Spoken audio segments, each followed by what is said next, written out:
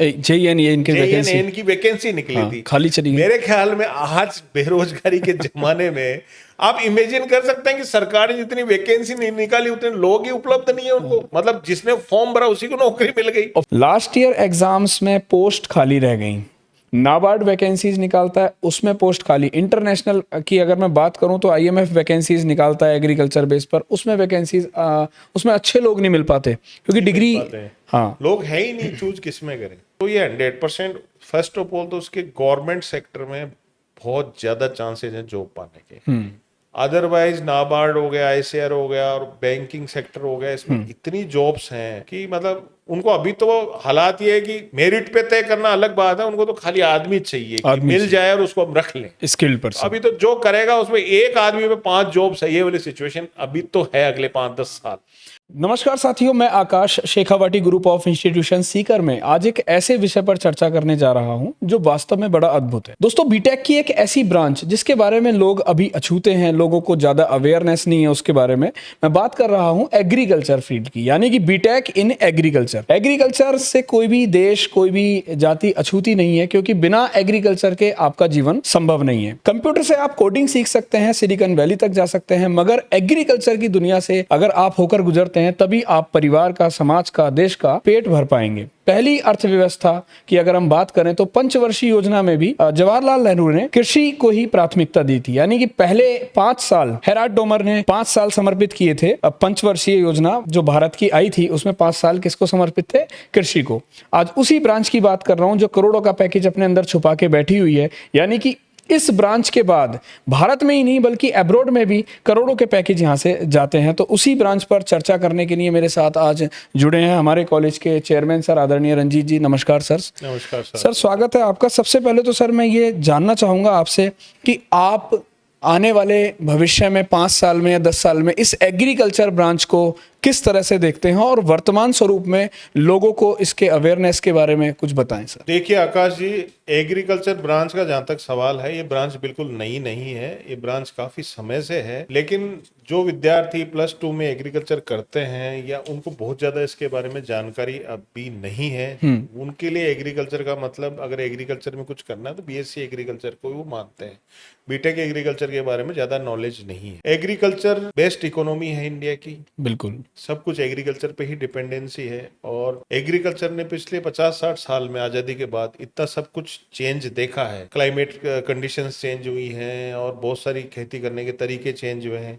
उसमें जो सबसे बड़ा रोल रहा है, जो एग्रीकल्चर में जिसको बोलते हैं रिवोल्यूशन आया है, वो इंजीनियरिंग का इन्वॉल्वमेंट होने से ही आया है। बिल्कुल ये तो आप मानेंगे, क्योंकि एग्रीकल्चर में सबसे पहले जैसे ट्रैक्टर आए, मशीनें आई, ये चीजें आई, मशीनरी का जितना ज्यादा इन्वॉल्वमेंट हुआ, लेकिन वो जो भी इन्वॉल्वमेंट मशीनरी का रहा वो अब तक एक तरीके से एक सिस्टम के तरीके से नहीं था।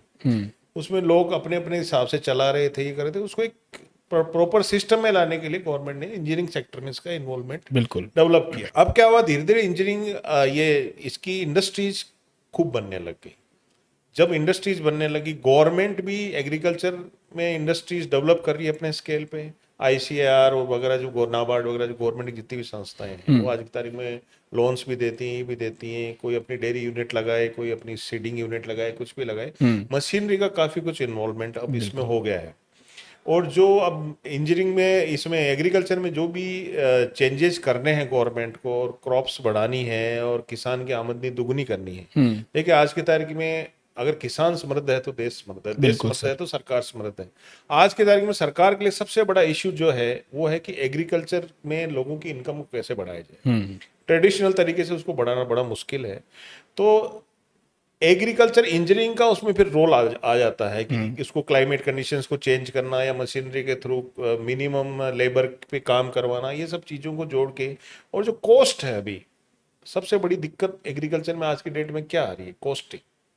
एग्रीकल्चर क्रॉप डेवलप करने की जो कॉस्ट है वो किसान को इतनी ज़्यादा भारी पड़ रही है कि वो जब माल उसका तैयार होता है तो वो बहुत ज़्यादा प्रॉफिट उसके नहीं आ रहे। अब प्रॉफिट जो है उसका बहुत ज़्यादा बढ़ा नहीं सकते, क्योंकि अगर प्रॉफिट बढ़ाएंगे महंगाई बढ़ जाएगी। तो सरकार ऐसा कह रही है कि उसको कॉस्ट भी ना बढ़े और उसको प्रॉफिट भी हो जाए, उसमें इंजीनियरिंग का रोल प्ले होगा। ये एक मोटा मोटी सिनारियो जो गवर्नमेंट का, उसको इम्प्लीमेंट करने के लिए गवर्नमेंट लाखों करोड़ रुपए लगा के इंडस्ट्री डेवलप कर रही है, रिसोर्सेज डेवलप कर रही है, गवर्नमेंट के सिस्टम डेवलप हो रहे हैं, उनमें सब में मैन पावर की रिक्वायरमेंट है। बिल्कुल। वो जो बड़े स्केल पे मैन पावर की रिक्वायरमेंट है, वो मैन पावर कहाँ से मिलेगा? वो मैन पावर मिलेगा इंजीनियरिंग कॉलेजेस से, उनको तैयार करवाने हैं। तो कुछ आईआईटीज में शुरू हो गया, कुछ गवर्नमेंट कॉलेजेस में और कुछ एक प्राइवेट कॉलेजेस में ये ब्रांच है। अब जो बीटेक एग्रीकल्चर बच्चा इसलिए नहीं कर रहा है कि इंजीनियरिंग का मतलब, इंजीनियरिंग का सुनते उसके दिमाग में आता है कि इंजीनियरिंग का मतलब सिविल, इलेक्ट्रिकल, मैकेनिकल या कंप्यूटर साइंस और इलेक्ट्रॉनिक्स, ये 5-6 जो मेन ब्रांच आम आदमी इन्हीं के बारे में उसी पता के है। बारे में हाँ। इंजीनियरिंग का मतलब मशीन से समझता है। हाँ। इंजीनियरिंग में एग्रीकल्चर का रोल हो सकता है, एक आम आदमी को इसके बारे में पता नहीं।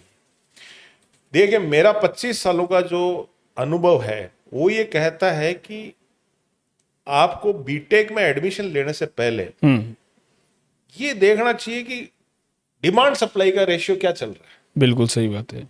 अब जब अपन ने जो डिस्कशन किया और ये रियल में इंप्लीमेंट होना है, गवर्नमेंट ने बहुत बड़ा बजट एलोकेशन किया हुआ है इसमें, और बजट को खपाने के लिए लोग चाहिए होंगे, उनको स्किल्ड लोग चाहिए। तो अभी इसकी हालत ये है कि अभी पिछले दिनों में राजस्थान में JEN की वैकेंसी की वैकेंसी निकली थी, खाली चली गई। मेरे ख्याल में आज बेरोजगारी के जमाने में आप इमेजिन कर सकते हैं कि सरकार ने जितनी वैकेंसी नहीं निकाली उतने लोग ही उपलब्ध नहीं है उनको, मतलब जिसने फॉर्म भरा उसी को नौकरी मिल गई। और फिर बाद में लोगों को ये पछतावा हो रहा था कि शायद हम BSc या बीटेक एग्रीकल्चर होते, उसमें बीटेक मांगा था, तो BTech agriculture, only BTech, engineer का मतलब बीटेक ही होता है, तो बीटेक उतने अवेलेबल ही नहीं थे।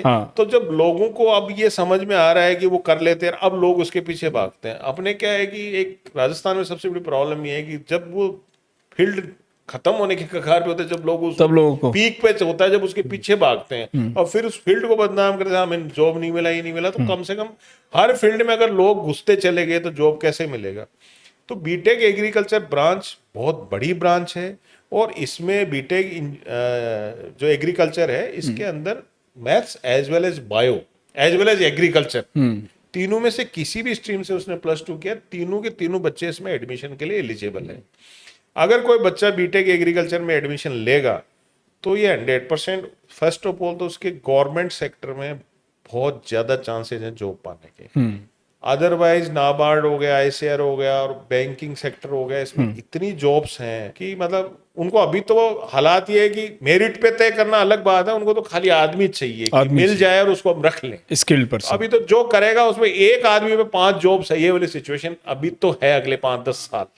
अच्छा सर, एक चीज और, 2050 का अंदाजा ये लगाया जा रहा है कि 35 लाख करोड़ की इकोनॉमी हो जाएगा भारत, लगभग। तो उसमें डेवलप्ड नेशंस की अगर मैं बात करूं, यहीं पर जैसे अमेरिका या कनाडा वगैरह की मैं बात करूं, तो उसमें तो एग्री का लगभग 20 to 30% इन्वॉल्वमेंट है। भारत में आप कितना देख पाते हैं सर 5 साल या 10 साल बाद भी, ये कितने % इन्वॉल्वमेंट एग्रीकल्चर का रहेगा? उनसे कहीं बहुत ज्यादा होगा, कहीं बहुत ज्यादा, क्योंकि पॉपुलेशन मेरे को 50-60% तक भी जा सकता है। 50 मतलब इन फ्यूचर वो तो डिपेंड करता है, लेकिन एग्रीकल्चर बेस्ड इकोनॉमी अपने यहाँ है ही, एग्रीकल्चर लेते हैं और करेंगे क्या बताइए?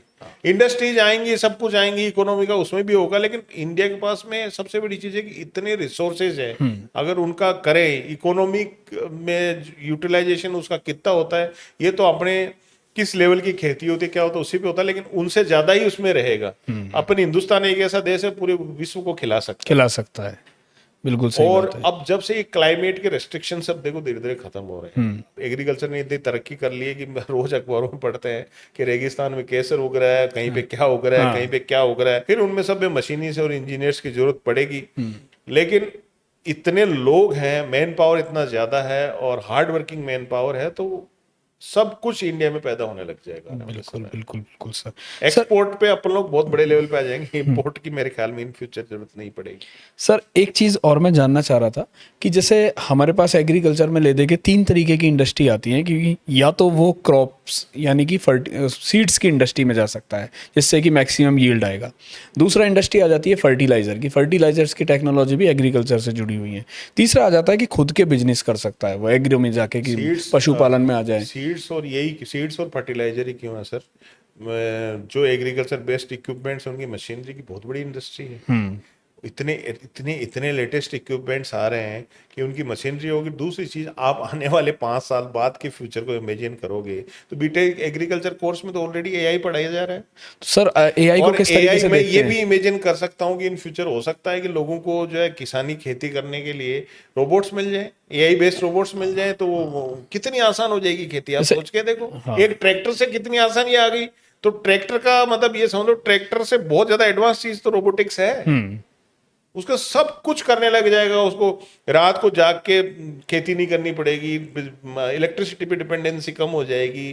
बहुत सारी चीजें हैं, वो एआई भी तो पढ़ाया जा रहा है। बिल्कुल तो बिल्कुल। वो उसकी इंडस्ट्री कितनी बड़ी होगी आने वाले टाइम में। यानी कि माना जा रहा है कि आने वाले समय में किसान जैसे कल्टीवेटर से अपना खेत की सारी चीज़ें करता था, या किसान पूरी रात रात जाग के पानी लगाते थे, अब वो चीज़ें आर्टिफिशियल इंटेलिजेंस के थ्रू भी पॉसिबली हो रही हैं सर, सारी चीज़ें तो। बिल्कुल बिल्कुल पॉसिबली हो रही है। वो टेक्निकली इक्विप्ड होगा, वो टेक्निकली नॉलेज बेस्ड होगा। आने वाले टाइम में मेरे हिसाब में वो राजा होगा जिसके पास जमीन होगी बहुत अच्छा। बड़े लेवल पे। Sir harvest technology, agri robotics और ऑर्गेनिक फार्मिंग, क्योंकि ऑर्गेनिक फार्मिंग अभी मैं पिछले 4-5 साल से देख रहा हूँ कि ऑर्गेनिक का सब कुछ एक जगह जोर शोर चल रहा है। अब अपन ऑर्गेनिक और बिना ऑर्गेनिक वाली चीज की बात करें, हाँ। तो ऑर्गेनिक चीजों को टेस्ट करने के लिए भी इक्विपमेंट्स चाहिए, और उन इक्विपमेंट्स को बनाने के लिए भी इंडस्ट्री की जरूरत पड़ती है। बिल्कुल। तो वो इंडस्ट्रीज ऑलरेडी बाहर तो है, अब यहाँ भी अपने आएंगे तो उसमें भी एग्रीकल्चर इंजीनियर्स की जरूरत पड़ेगी।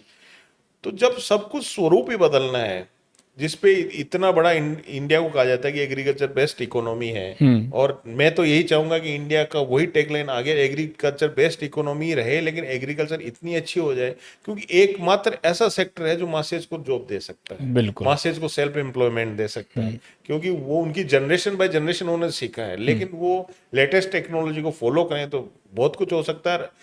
अपन जहां बैठे हैं सीकर राजस्थान में, अब राजस्थान के लोगों के लिए तो आजीविका का साधन सबसे बड़ा खेती है। खेती। अगर उसमें इंजीनियर्स लोग उसमें रोल प्ले करके उसको आगे ले जा पाए तो बहुत खुशी होगी सबको। सर आने वाले समय में आप क्या ऐसा मानते हैं कि अभी तो गांव के बच्चे एग्रीकल्चर इंडस्ट्री को समझ रहे हैं, या एग्रीकल्चर बीटेक एग्रीकल्चर करने में सबसे ज़्यादा जो बच्चे आ रहे हैं वो गांव से आ रहे हैं, शहर के बच्चों का रुझान क्यों नहीं हो रहा, या शहर के बच्चे क्यों नहीं आना चाह रहे, और अगर वो इन फ्यूचर आएंगे तो क्या ऐसा कुछ होगा, किसकी वजह से वो आएंगे? देखिए, इसमें बीटेक एग्रीकल्चर में शहरों के बच्चे आ रहे हैं जो ऑलरेडी एग्रीकल्चर में किसी न किसी रूप से जुड़े हुए हैं, जिनके पेरेंट्स या जिनके रिलेटिव्स वगैरह जुड़े हैं, वो लोग तो एग्रीकल्चर ब्रांच आज भी प्रेफर कर रहे हैं। लेकिन जिनको नॉलेज नहीं है, जो एग्रीकल्चर के बारे में समझते हैं, वो नहीं आ रहे। लेकिन गांव के बच्चों को तो ये बिल्कुल समझना पड़ेगा कि एग्रीकल्चर ब्रांच लेके गांव के बच्चों का पहला सपना गवर्नमेंट जॉब का होता है। आज की तारीख में सबसे ज्यादा गवर्नमेंट जॉब है एग्रीकल्चर लाइन में ही अवेलेबल है। जब अपन डिस्कस कर रहे थे कि जितनी जॉब्स हैं उतने लोग ही नहीं आ पाए, तो उस एग्रीकल्चर जॉब को क्यों छोड़े हो, इंजीनियरिंग करे और उसको जॉब को करे और प्रॉस्पेरिटी अर्न करे। दूसरी चीज, दो काम एक साथ हो सकते हैं, वो अपना जॉब भी कर सकता है, हर आदमी के पास खेती किसानी होती है। जब वो नॉलेज उसमें अप्लाई करेगा तो वहां अपने पेरेंट्स की इनकम को भी तो बढ़ाएगा वो। तो डबल, एक तरीके से डबल इनकम होती है उन ऐसे बच्चों के लिए। तो मतलब इस ब्रांच को अभी तक सबसे आखिरी ब्रांचों में गिना जाता रहा है, मगर मैं समझ रहा हूँ आखिरी ब्रांचों में नहीं, लोग इसको ब्रांच में ही कंसीडर नहीं करते कि एग्रीकल्चर इंजीनियरिंग कोई होती है। लेकिन इसके बारे में आप लोग गूगल करो, यूट्यूब देखो, आप देखो इसमें क्या क्या स्कोप है। आप 1 घंटे बाद में खुद ही डिसाइड कर लोगे कि ये क्या चीज है। और सर सबसे ज्यादा कंपटीशन भी कम हो गया फिर, यानी कि अभी लोग कम है। अगर जो बच्चे इससे पहले अगले 2-3 साल जो डिसीजन ले लेगा उसकी तो बल्ले बल्ले है। हाँ, लीड मतलब लीड रोल में आ जाएगा, वो राज करेगा। जैसे कंप्यूटर साइंस की बात ये थी कि जो 90s के या 2000 तक जिसने कर लिया कंप्यूटर साइंस 2005 से पहले, मैं खुद कंप्यूटर इंजीनियर हूँ, 2005 से पहले जिसने बीटेक कंप्यूटर साइंस में की है वो आज की तारीख में इस इंडस्ट्री का लीडर है, राजा है वो। हाँ। मेरे बैच में 40 स्टूडेंट थे, 40 में से 2 या 3 हम लोग यहाँ पे, बाकी कोई मैक्सिमम सीईओ या वाइस प्रेसिडेंट या उससे थोड़ी बहुत नीचे के लेवल पे ही सब लोग रन कर रहे हैं। लोग सब जगह हैं। उसमें से 80% लोग अब्रॉड हैं, यूएस में, सिलिकॉन वैली में, इधर उधर एडजस्टेड हैं। और उनमें से ऑर्डिनरी, एक्स्ट्रा ऑर्डिनरी और सुपर ऑर्डिनरी या फिर सब तरीके के एडजस्टेड हैं, क्योंकि उस समय लोग ही नहीं थे तो करते क्या। तो वो सेम चीज आज एग्रीकल्चर ब्रांच के लिए बोलना चाहूंगा। सर एग्रीकल्चर ब्रांच बनाम अनदर ब्रांच, फ्यूचर स्कोप क्या रहेगा? हम दूसरी ब्रांचों से कैसे इसको और बेहतर जाने से? ब्रांचें देखिए, इंजीनियरिंग की सारी अच्छी है, लेकिन जिन बच्चों की फर्स्ट प्रेफरेंस गवर्नमेंट जॉब है उनके लिए सबसे बेस्ट ब्रांच यही है। और प्लस जो लोग गांव से किसी न किसी रूप में जुड़े हुए हैं उनके लिए जॉब प्लस बिजनेस दोनों का कॉम्बो ऑफर भी ये जॉब ऑफर करती है, ये ब्रांच ऑफर करती है। तो इसको बिल्कुल उनको चूज करना चाहिए ऐसे लोगों को। सर अब जो बच्चे मैथ से, अच्छा सबसे बड़ा एडवांटेज सर ये भी मिल जाता है कि मैथ के तो बीटेक कर ही सकते हैं, बायो और एग्री वाले, अच्छा एग्री वाले बीटेक में आ सकते हैं, एग्री मतलब वाला बायो भी आ वालों की सकता है, डायरेक्ट बायो एंट्री वाला है, भी आ सकता है, मैथ्स वाला भी आ सकता है, तीनों के यानी लिए कि ब्रांच खुली हुई है। बायो की डायरेक्ट एंट्री हो रही है। बिल्कुल। तो जितने भी ऐसे स्टूडेंट्स हैं जिन्होंने अभी 12th किया है, चाहे वो मैथ से हैं या वो बायो से हैं या फिर वो एग्रीकल्चर से हैं, तो वो बीटेक एग्रीकल्चर में अपना करियर बना सकते हैं, क्योंकि इसमें अपॉर्चुनिटीज़ बहुत सारी हैं आपके पास इंडिया में या फिर आउट ऑफ इंडिया। आपके पास बहुत सारे मौके हैं जाने के, बहुत कुछ अच्छा करने के मौके हैं, क्योंकि जैसा सर ने बताया, और आप इन इंफॉर्मेशन को गूगल भी कर सकते हैं कि लास्ट ईयर एग्जाम्स में पोस्ट खाली रह गई, नाबार्ड वैकेंसीज निकालता है उसमें पोस्ट खाली, इंटरनेशनल की अगर मैं बात करूं तो आईएमएफ वैकेंसीज निकालता है एग्रीकल्चर बेस पर, उसमें वैकेंसीज उसमें अच्छे लोग नहीं मिल पाते क्योंकि डिग्री, बात है, हाँ। लोग है ही नहीं, चूज किस में करें। तो पहले सर एलआईसी वगैरह बैंकिंग में भी ऐसा हुआ करता था कि पोस्ट खाली रह जाती थी जब नए फील्ड आए हुए थे, फिर एक बार बूम ऐसा आया 8-10 साल में कि फिर लोगों ने जो पहले पहुंच गए वो आज लीड कर रहे हैं, और आज ऐसी एग्रीकल्चर की चीज़ें। भाई जैसे अपनी कॉलेज है, अपनी कॉलेज में एग्रीकल्चर ब्रांच पिछले 6 साल से है। 2-3 बैच इसके पास आउट हो गए। अब जो 2-3 बैच पास आउट हो गए उनमें मुझे तो आज तक कोई बच्चा नजर नहीं आया जो बिल्कुल मतलब अनएम्प्लॉयड है या फिर उसकी नहीं लगी, उसमें मैक्सिमम तो गवर्नमेंट जॉब में सेट हो गए। और उसी से देख लो आप, उसी से अंदाजा लग जाता है कि इसकी ब्रांच की कितनी वैल्यू है। मेरी एक स्टूडेंट से बात हो रही थी जो प्रदीप सर का स्टूडेंट है, और वो इफ़को में एक बड़ी पोजीशन पर लग गया, तो फर्टिलाइज़र इंडस्ट्री में चला गया। बड़ी खुशी का अनुभव होता है ऐसी। सर एक और अहम सवाल कि अक्सर लड़के इस ब्रांच को चूज़ कर लेते हैं, पर लड़कियों के लिए क्या, क्या लड़कियां भी लड़कियों के लिए तो मैं कह रहा हूँ एग्रीकल्चर को बढ़ावा देने के लिए गवर्नमेंट ने स्कॉलरशिप दे रहे हैं उनको। 25,000? 25,000 रुपये साल की फीस तो गवर्नमेंट दे देगी, बाकी फीस आपको देनी, आप पढ़ो आराम से। और बीटेक में ही नहीं, आगे फर्दर स्टडीज करेंगी तो भी मिलेगी उनको, लाइफ लॉन्ग स्कॉलरशिप मिलनी है। और फिर जब आप जॉब्स में जाओगे तो जब गवर्नमेंट इन्वेस्टमेंट ऐसे ही नहीं करती है, हाँ हाँ उनके लिए आगे उन्होंने कुछ ना कुछ सोच भी प्लान तो रखा होगा। होगा कि उनको कहाँ एडजस्ट करना है, तो उनके लिए नौकरी पहले से तैयार कर रखी है। तो मुझे ऐसा लग रहा है कि सर बीटेक एग्रीकल्चर आने वाले समय में सीएससी यानी कि कंप्यूटर साइंस से या मैकेनिकल की टक्कर का फील्ड बन सकता है, देखो जहाँ बीटेक एग्रीकल्चर में जिन बच्चों को, जो स्मार्ट बच्चे हैं और जिनको पता है कि कम मेहनत में ज्यादा पाना है, उनके लिए इससे बढ़िया कोई और ब्रांच नहीं है। बीटेक एग्रीकल्चर से इंजीनियरिंग करो और भैया तुरंत गवर्नमेंट की जॉब पकड़ लो, पता भी लगेगा कब तो आपने इंजीनियरिंग कर ली, कब आपको नौकरी मिल गई। नहीं तो प्राइवेट इंडस्ट्री में इतने स्कोप है जो आप सोच भी नहीं सकते। और मैं इस कॉलेज के बारे में एक बात और आप लोगों को यहाँ पर बता देना चाहता हूँ कि बीटेक एग्रीकल्चर में राजस्थान में मेरिट 1 यानी कि पूरे राजस्थान के जो टॉपर्स हैं, गोल्ड मेडलिस्ट हैं, वो किसी और कॉलेज के पास नहीं है सिवाय Shekhawati group of institutions Sikar के अलावा। एक बार इतिहास खोजो, खंगालो, गूगल करो तो आपको पता चलेगा कि शेखावाटी ग्रुप ऑफ इंस्टीट्यूशंस ने एग्रीकल्चर के फील्ड में कितनी मेरिट दी है। सबसे ज़्यादा गोल्ड अभी 3 आए हैं, आपको पता होगा इस साल वाले, है ना? तीनों टॉपर अपनी, फर्स्ट सेकंड थर्ड, तो ये बड़ी खुशी की। एग्रीकल्चर डिपार्टमेंट अपनी कॉलेज का बहुत स्ट्रॉन्ग डिपार्टमेंट है और इसमें बीटेक भी चलता है, बीएससी एग्रीकल्चर भी चलता है। तो दोनों चीजों का एडवांटेज जो बीटेक एग्रीकल्चर करते हैं उन बच्चों को मिलता है। बिल्कुल बिल्कुल। दूसरी फील्ड्स हैं, हमारी खुद की अपनी ओन डेयरी यूनिट है, तो वहां पर सीखने का मौका मिल जाता वहाँ पे है फार्म हाउस पर। हर चीज को सीखने का मौका मिलता है। वेटनरी साइंस अपने यहाँ चलती है, तो वो सब चीजों को एक एक्सपोजर बच्चे को मिलता है। बिल्कुल बिल्कुल।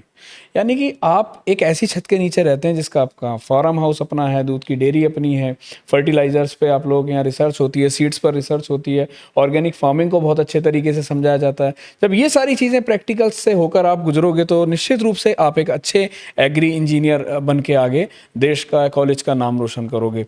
तो बहुत अच्छा डिस्कशन रहा सर आपके साथ। अंत में मैं यही कहना चाहूँगा, जो स्टूडेंट अभी 12th करके और बीटेक एग्री में अपना करियर देखना चाहते हैं तो उनके लिए सर आपका क्या सुझाव रहेगा? मेरा यही है कि आप आओ, कॉलेज में आओ और कॉलेज के जो एक्सपर्ट्स लोग हैं उनसे मिलो और एग्रीकल्चर इंजीनियरिंग के बारे में सारी जानकारी प्राप्त करो। इसमें क्या क्या वैकेंसी होती है आप सब देखो। जब आप सारी इस जर्नी से गुजरोगे, जब आप खुद डिसाइड कर लोगे कि ये बहुत बढ़िया ब्रांच है।